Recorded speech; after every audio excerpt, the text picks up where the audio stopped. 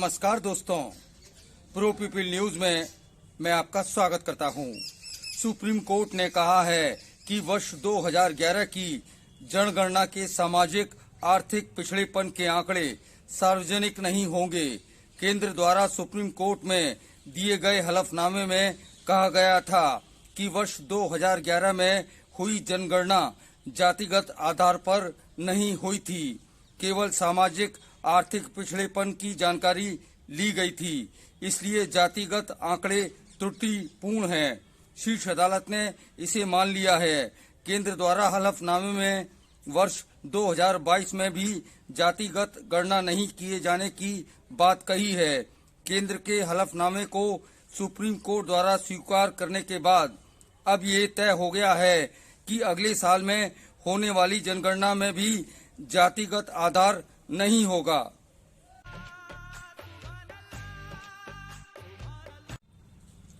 Supreme court Maharashtra सरकार की उस याचिका पर सुनवाई कर रही थी जिसमें जनगणना में पिछड़ी जाति के आंकड़े सार्वजनिक करने की मांग की गई थी, ताकि निकाय चुनाव में ओबीसी के लिए सीट आरक्षित की जा सके। इस पर शीर्ष अदालत ने केंद्र सरकार से जवाब तलब किया था। केंद्र ने सुप्रीम कोर्ट में दिए हलफनामे में कहा कि वर्ष 2011 में जातिगत गणना नहीं की गई थी, केवल सामाजिक आर्थिक आधार पर गणना की गई। केंद्र ने वर्ष 2022 में भी इसी आधार पर गणना करने की बात कही है, जिसे स्वीकार कर लिया गया। साथ में महाराष्ट्र सरकार की याचिका को खारिज कर दिया। ये सच है कि जाति आधारित भारतीय समाज में राजनीति का आधार भी जातिवाद से कभी अछूता नहीं रहा। समाज की मुख्य धारा से जोड़ने के लिए उपेक्षित वर्ग को आरक्षण दिया गया।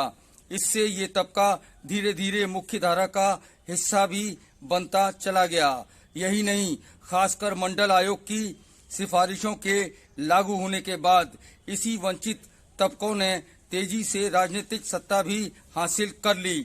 लेकिन इससे हमारा जातिगत ढांचा कमजोर नहीं हुआ, बल्कि और ज्यादा मजबूत हो गया।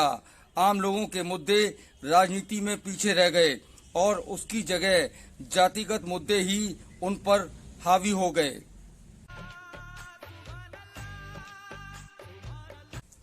जाति आधारित सुविधाओं ने ही जाति आधारित राजनीति को बढ़ावा ही दिया।